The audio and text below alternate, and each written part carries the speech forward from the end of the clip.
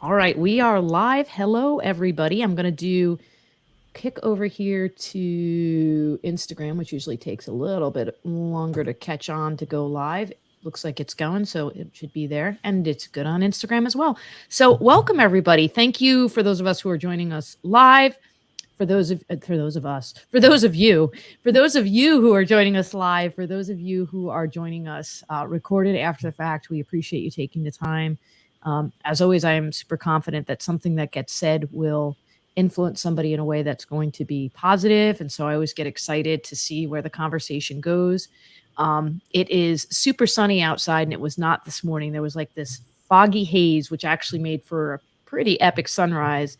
And then I've been watching the fog steam off, and out of the corner of my eye here, I'm watching the sun come up, which just psychologically puts you in a different state of mind, right? When you can see the sun shining bright and stuff. So, really excited. This is actually the only go live I have this week. I usually have at least a couple, but the way that my week has been, so it's right here, smack in the middle of the week. And I'm excited to talk to Leah. I'm going to have her introduce herself in a minute here.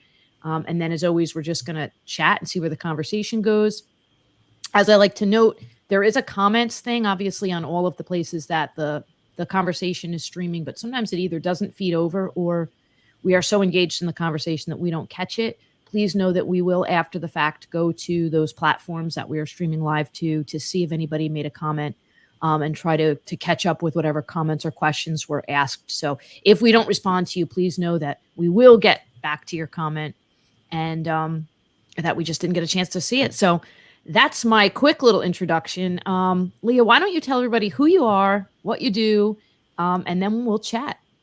Sounds good. Well, first, thank you so much for having me. I have to say, this is my first time going live with anyone. So I'll be honest, I'm a little nervous, but I'm really honored that you would have me here too. So thank you. So my name is Leah Buckland, and I am an entrepreneur starting a business in social media marketing.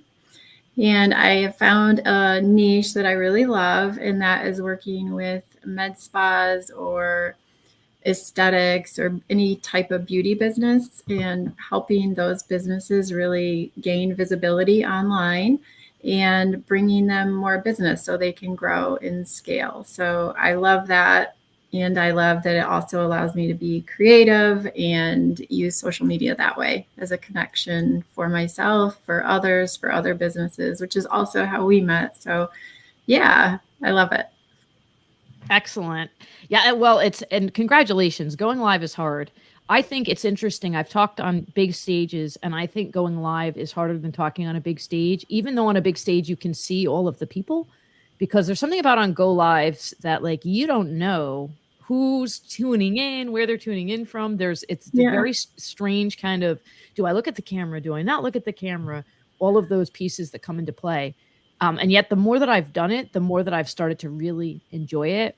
Because the cool thing is, right now, in theory, people for who knows where in the world, right, could log on and could listen to this conversation, and they're making a connection with something that we say when likely we would never have otherwise met them. And Right. that just like to be corny, like that really jazzes me up. Like I guess get really Yeah, excited thinking like you don't know who you're influencing. So absolutely. kudos. Yeah, kudos to you for taking it. It is a big thing to do it. But so is leaping into entrepreneurship, right? In both cases, you really are, there's a lot of uncertainty.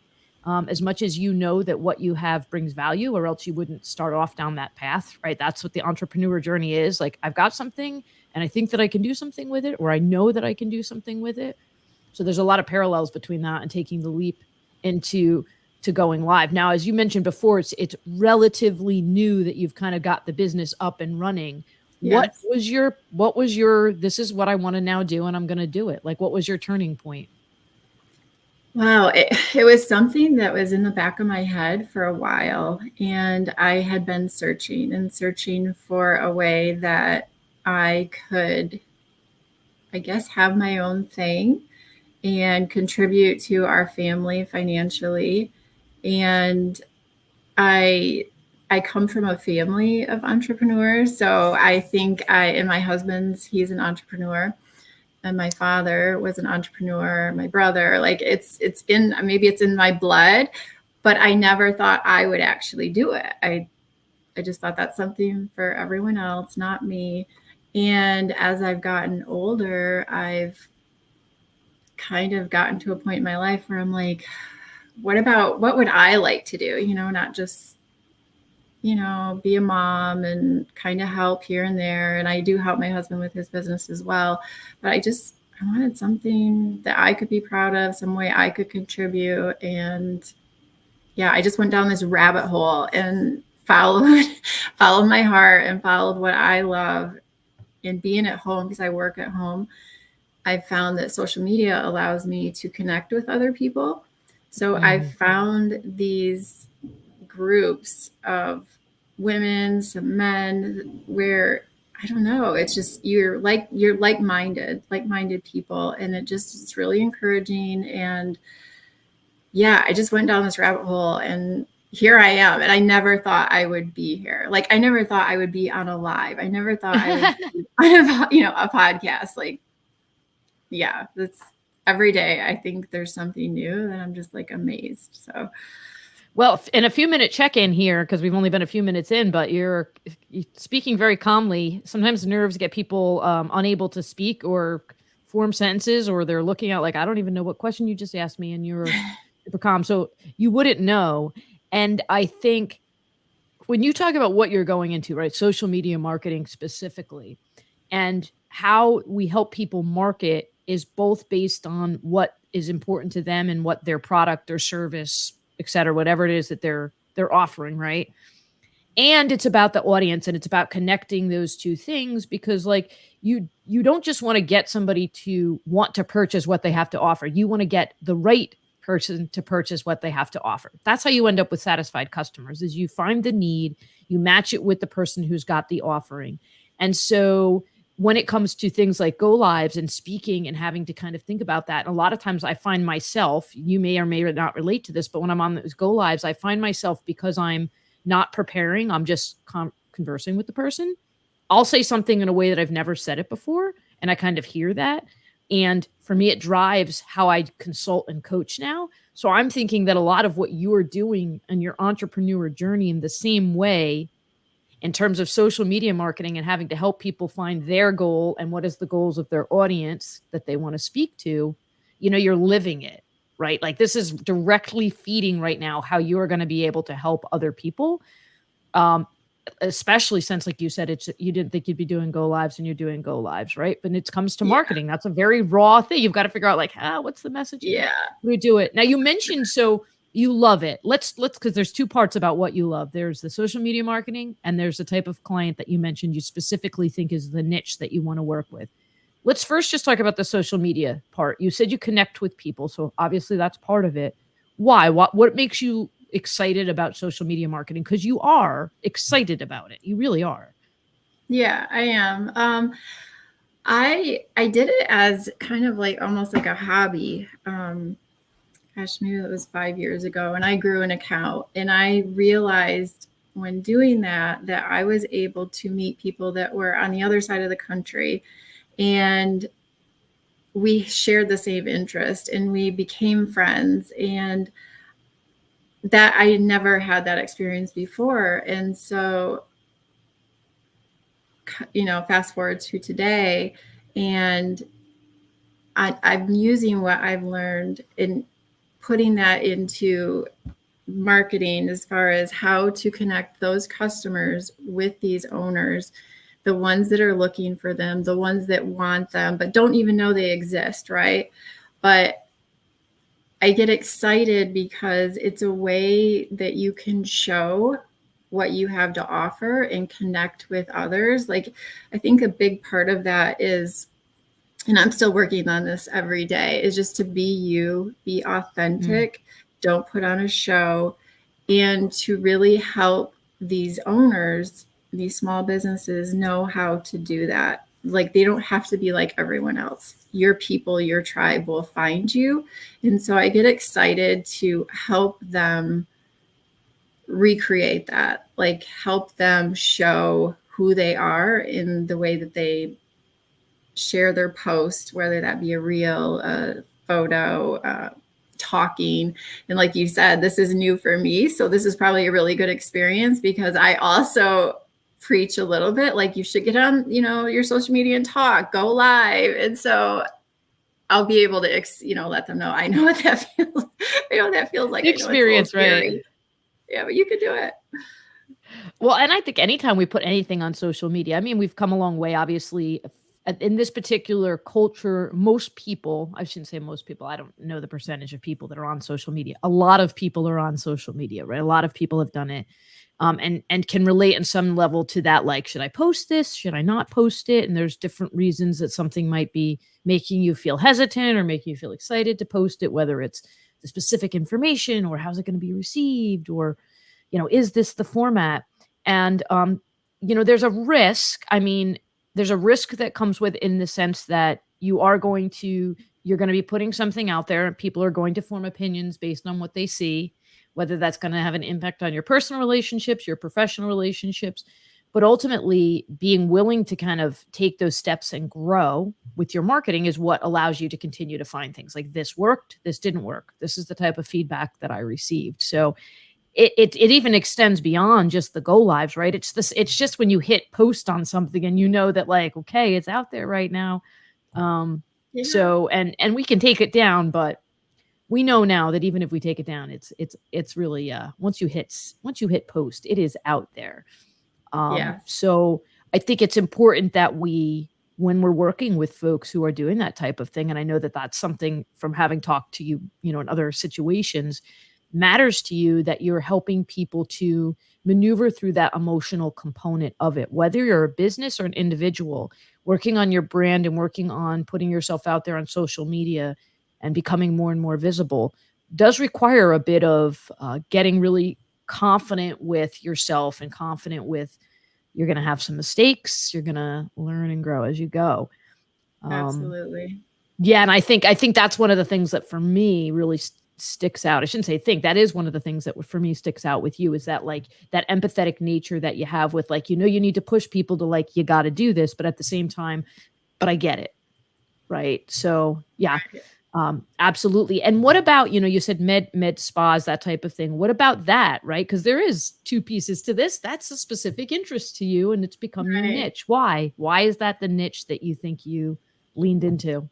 Yes, that's a great question. So I was thinking about this the other day because I had to answer a question, and I have had this kind of, I don't want to call it a love affair with, like, skincare ever since I was a little girl. Like, I have this image of me standing at a bathroom counter looking up at my grandma, putting on her Mary Kay, just things like that. And I don't know, I was always enamored with that. And my mom, and just, I don't know, there was something about it that self-care maybe that they instilled in me, like that it's nice to do that for yourself. And so I always have. And then as I've gotten older, and I guess in my 40s, and you start to lose collagen and you're not feeling as confident. I've learned that there's things you can do to help maybe make you feel a little better, maybe make you feel a little more confident. Not that you have to do these things, but that if you want to, and that's your choice. And I just love that aspect of it. Like, it's self-care. It's helping you feel more confident to go out there to do the things you have to do for nobody else other than for yourself. And so I appreciate that. And I love that about the aesthetics and the med spas, because it's helped me in that way to appreciate it, I guess. So, yeah. Yeah, that's powerful. I mean, what you said, and it's interesting. It's not that you remember what your grandmother looked like afterwards, right? So to your point about it's the self-care component, and I think it's the message that that's important and that's valued. So you were looking up to your grandmother because you saw that she was taking that time and recognizing that she deserved that time and she deserved that attention, whatever that may be, right? For some folks, it might be going somewhere. It might be, some type of lotion that you put on it, be a specific makeup color that you really feel excited about, but taking the time to to kind of honor your being in a way that feels good to you. And that's what you remember about your grandmother, looking up and seeing her Yeah. do it, right? It was the action. It wasn't, I looked up and I saw her afterwards. It was the act of seeing her do it.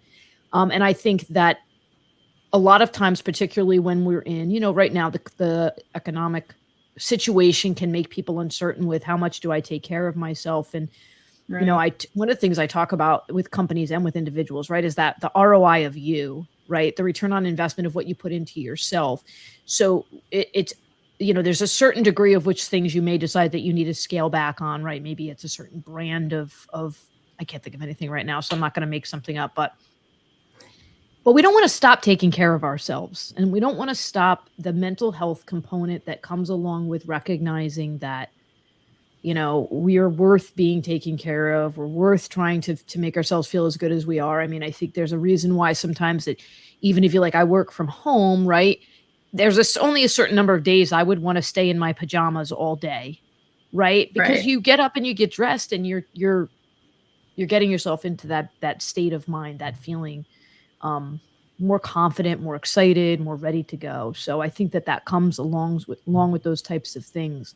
And is there a particular social media platform that so you could talk about what from a business model, but even just in general, is there one that you felt most connected to in terms of your social media development?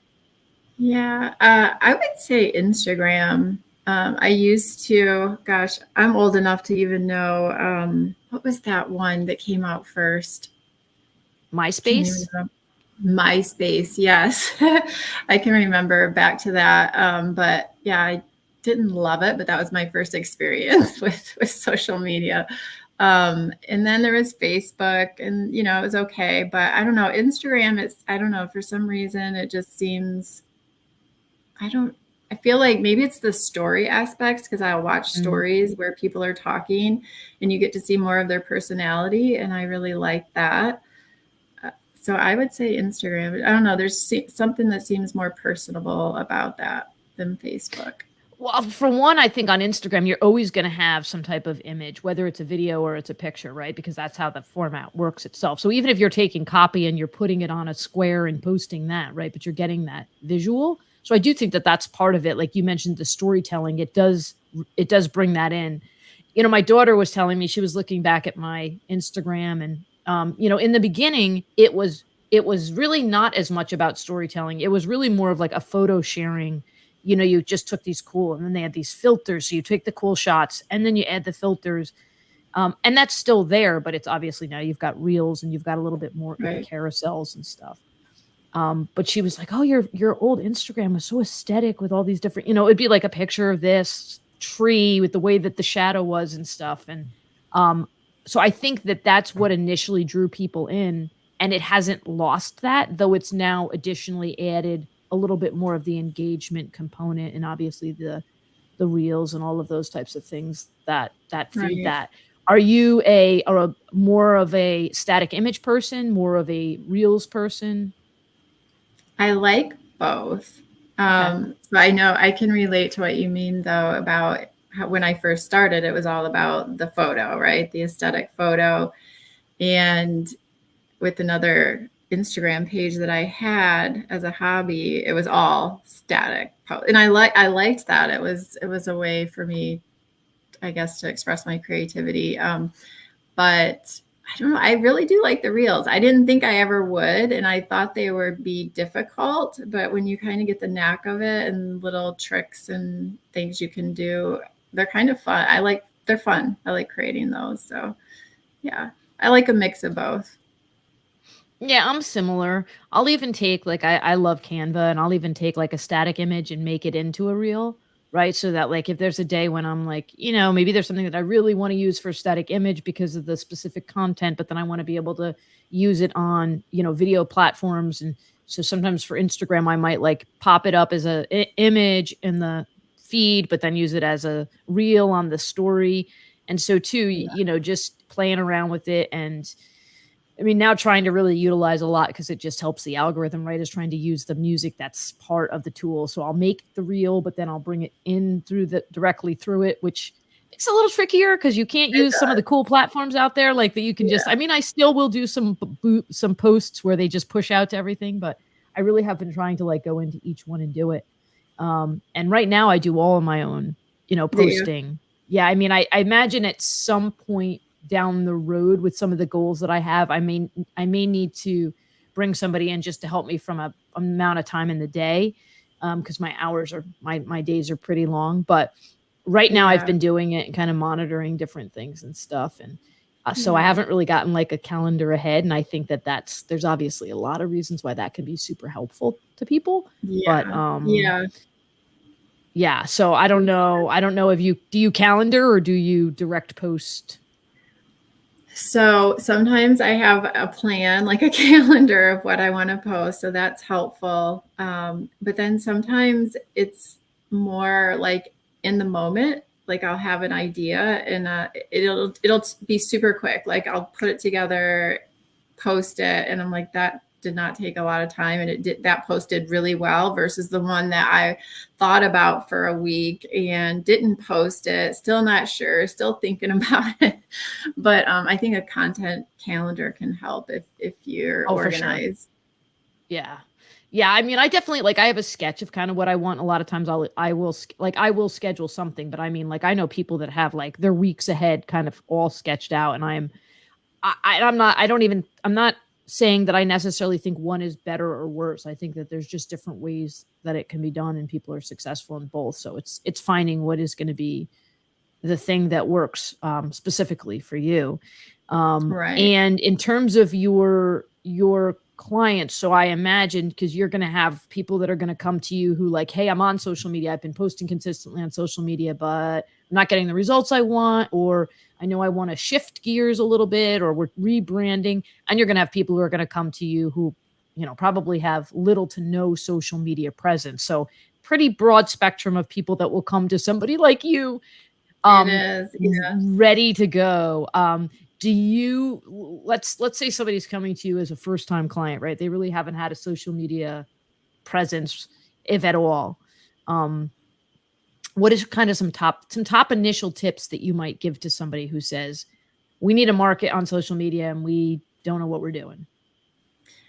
So first, I would probably start with kind of like an in-depth just about them and about who they're trying to reach, like who's their dream client, and really Mm, do like a deep dive into who that is. And also at the same time, I want to know about the business. I want to know who runs it. I want to know more about you too, in order to, because I could post what I think is pretty or what is my personality or my sense of humor, but that might not be theirs. And people don't want it, they don't want to come see me. They want to come see them. And so nice. I really do a deep dive into who's your dream client, what are their pain points, what do they want, and then I'll go even deeper, into who that is to really try and understand. Because I don't think until you understand who you're trying to reach,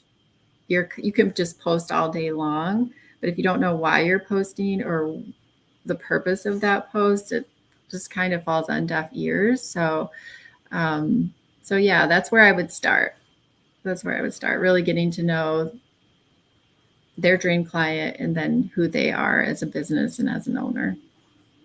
Yeah, what's interesting is when you start to do those marketing deep dives, you start to make some decisions about changing some things in your business too. It's interesting. It's like your goal is like, here's my business. I'm gonna market it. But as you start to market and you think about who your audience is and things, you start to realize like, wait a minute, maybe if we did less of this and more of this, just in general, because that's going to speak more to it. So, those marketing deep dives, they just help across the board. And I think there's a lot of personal investigation that takes place as well. What are the things you're comfortable and not comfortable saying? Why are you comfortable saying certain things and not comfortable saying things? Yeah, Um, absolutely. and it's a lot of customer conversation that comes with it, right? Like, I mean, I'll ask people, either current or past clients. I'll say things about like, hey, that social media post, did that resonate with you? Why or why not? Right? Like, let them speak it. Um, that Yeah. said, there are of course times where there's something that I just have on my heart to post, and I'm not ultimately. it's that it was something that was important for me to post. So there is a little bit of kind of feeling out where you're strategic and where you're specific to what matter to, what your goals are at that moment, or what your message is that you want to Absolutely. say at that moment. For some reason, my head was like, I know what I want to say. I can't get the I words knew out it. right Yeah. now while I'm talking about messaging, which was just perfect timing. When it's No, really I knew what you important, meant. to get your message, clear. No, I knew what you meant. Yeah, I think I'm still trying to find that balance too. Like, how much do you share versus, as a business, and then about maybe more about who you are too. I think you need both. I think Right. there needs to be a balance of, because I'm sure you've heard this, is that people buy from people, Right. not just what you're selling. So I think it needs both. I want to know who Deb is. I want to know her Right. personality, and I feel the same when I buy from anybody. So, but I'm still finding that balance too in my own content. How much do I share? How much do people want to know, don't want to know? But yeah, you can, it's also like a little bit of trial and error sometimes too. Like, Absolutely. see what you're comfortable with, or what did people respond with? Did this, help connect with somebody? Did they connect with you? I was given some advice, I think it was a couple of weeks ago. When you're first starting an account and you're not sure what to post in your business, just go out there and create. Like, just try, just do it and see what works, and have fun with it too. Yeah, 100%. And for so many reasons, first off, from a personal growth perspective. So business obviously is part of that as well. But from a personal growth perspective, the more you do it, the more it becomes habit, right? It's putting in the reps, getting comfortable with it. It is also for exploration purposes, particularly if you're doing it for, business/branding, marketing, and seeing how the response is and stuff like that. And honestly, look, all of the social media platforms want you on them. That's what's going to make them the happiest. So the more you're on them, the more you build up relationship with that algorithm that you hear people talk about all the time, and the Absolutely. more likely that you're going to be on there. And I also think it's interacting with and looking at people whose content you like, whose message you like, or even people that maybe outside of their messaging alone, somebody that that you like in IRL. I want to say IRL, in real life. This person, you admire this person. What is the content that they're producing? Does it feel authentic to them, right? So it's seeing what's out there, and it's watching that, and it's engaging with other people's posts, which is something that like, that's really important to me. I want people to feel like the same way that they're consuming my content, I'm consuming people's content. And it might not be the people who are engaging with mine, because sometimes the people that engage with mine aren't necessarily posting a lot. They're more viewers than they are actual content creators. Mhm. But being part of that community, which is really what everybody on social media is, right? It's a community, right? When you're creating Yeah, content. And so helping to support and connect with each other, and explore that and see what you like and what you don't like. That's just a great part of creating your foundation in general. absolutely. I would agree. Yes. And like I said, I'm still working on that. Like, I think we all are a little bit. And I think there's such a big component to it of worried, like, what are other people going to think? What are my friends going to think? What are my, family when they see this? So you do have to be a little brave. You do have to try a little something new, and just putting yourself out there. Like, I get it. It can be hard. It can be intimidating, because I think this is another big thing I struggle with too, is that you're like, you see everyone else out there and they're doing amazing, and they have all these followers, and they just look like they're just killing it, and so there's a lot of comparison. So I do it, but I try, when I get into that, I know I'm doing it, and I try to stay away from that, and just remember, it's not your journey. Everybody started from the beginning. So yeah, it's a tricky platform, but one I also love, for the connection purposes. Yeah. I'm glad, I love that you said that, right? The connection purposes. I mean, ultimately, and there's different goals that you can have for utilizing social media, and they're not segmented. You don't have to pick one. You don't have to prioritize them. They can all exist. But there are some people who are really only on social media, and that's okay because they want to they're trying to get additional clients. So their goal is, I'm going to post stuff that's going to help yield leads to my business. That's fine. And then there are people who are on social media who are just there for personal interaction and engagement. And there's the whole gambit in between there. But it is important for you to understand what are your things. And for me, I know that you could have, you could have a whole bunch of followers and none of them become clients. Yeah. And and that's okay, right? Like, I think there's multiple reasons that I'm on social media, and one of them is I really want to spread words of love and kindness, right? And that, like, that's just there. So I'm like, okay, there are going to be people who are going to read my posts and they're not going to reach out to me because they want to work with me or because they want to buy something that I'm offering. They're just following my content because they read something that made them feel good. And I'm like, for me, that's Yeah. like, that's great. Like, I'm okay, that's really exciting to me. So I think you do want to know where your goals are, because then when you're looking at your analytics, you're also making those decisions. So somebody who just is looking to bring in leads might look at the analytics and go like, well, that's not very successful. How many leads have you actually brought in? Where somebody else might go like, oh, that's really great because your goal was just to have people consume your content. So Right. you do want to talk through those goals and you want to understand those. I think for you specifically, a lot of times it's tricky because people are coming to you and they're saying like, we need people to know about our business. We want to get clients. We want to be authentic. We want people to know us. But our goal here is like, help us bring in clients. And there's a very specific way that you need to be analyzing the data in order Absolutely. to drive that in the right direction. So, Yeah. do you like the numbers component of it? Is it like you like that, or it's more like you just do that because you know that at the end of the day it's necessary to help drive decisions? To be honest, yes, it's the Yeah. latter. I Yeah. am not a numbers girl. But for the purpose of making sure that that I do a good job for what I'm paid for, you absolutely have to pay attention to the numbers and the analytics. And if you can understand it, I'm always analyzing and figuring it out, but yeah, I think you have to do that to know, do I keep doing more of what, that, or do I need to try something different? Or I spent this much on an ad, was it worth it? So yeah, I don't love the numbers. I'm more of the creative type. But yeah, Yeah, and I it's a do when I balance, need to. right?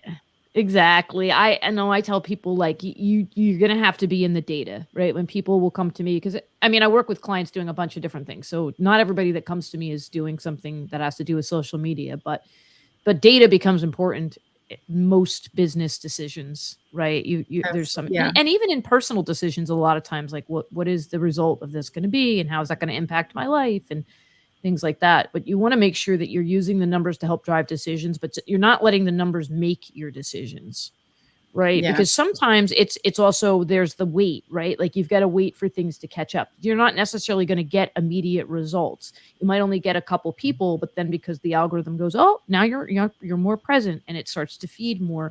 And so there is like that rolling snowball thing. And so you do have to really kind of be the phrase I like, tenaciously patient, right? You've got to kind of be like, I'm choosing to wait right now before I start yeah. mixing things up. I got to give this time to work because it's not You do. instantaneous. Yeah. Like if the organic growth, like if you're just starting out and you do want more followers, and you do have to be patient unless you get super lucky and you go viral.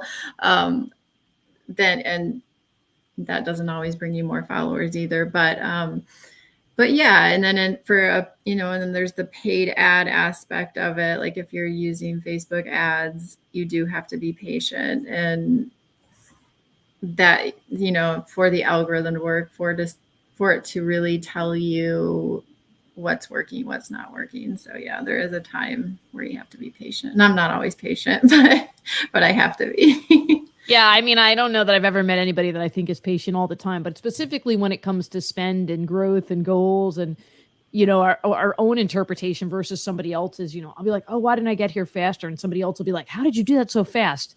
So it's like there's a range, but it's tricky when you're looking and you're spending and I think there's also there's the gamification component of it, because when you do spend and then you see a little bit of growth, you've still got to keep yourself in check. Like you need to have a marketing budget, right? You can't just be like, oh, this is working, I'm going to just keep throwing money at it.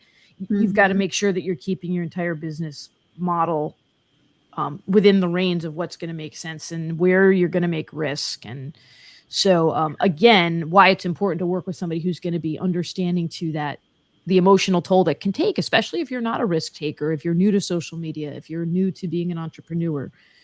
There's some things that take place in your head when you're going through that aren't always easy to get through. And you need somebody who's going to be sympathetic and supportive as you do that, while making sure you're taking action.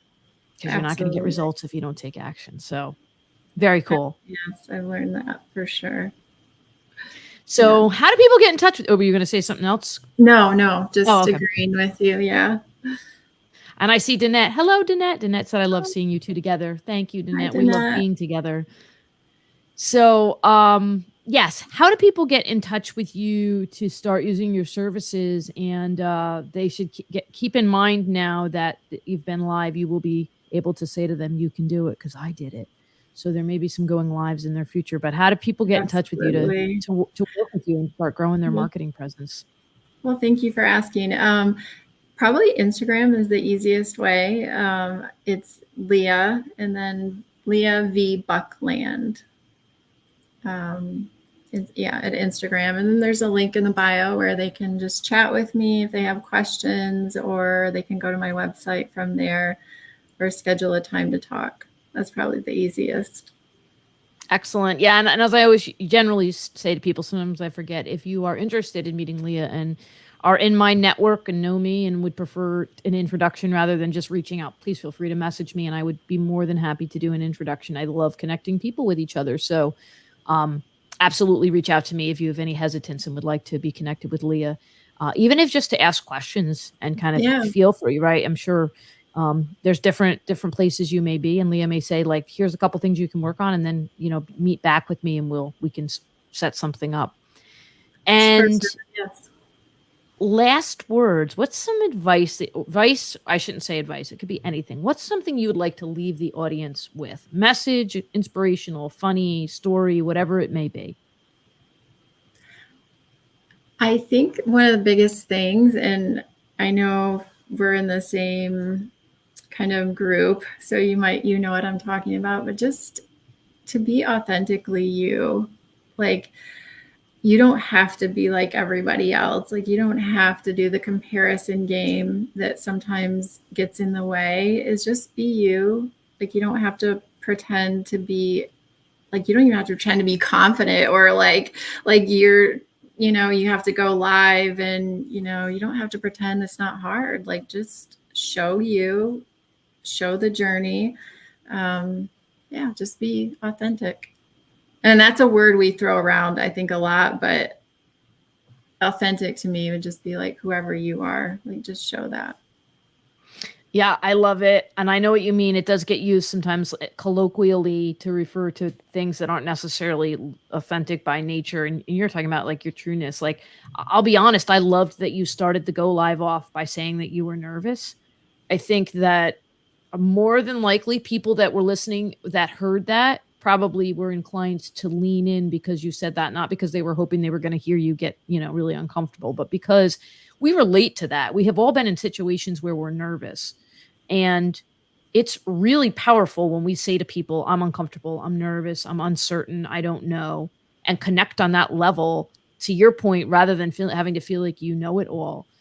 That's where real growth occurs. That's where connection occurs in relationships, right? You take turns sharing with each other where your vulnerabilities are and where you could use some help.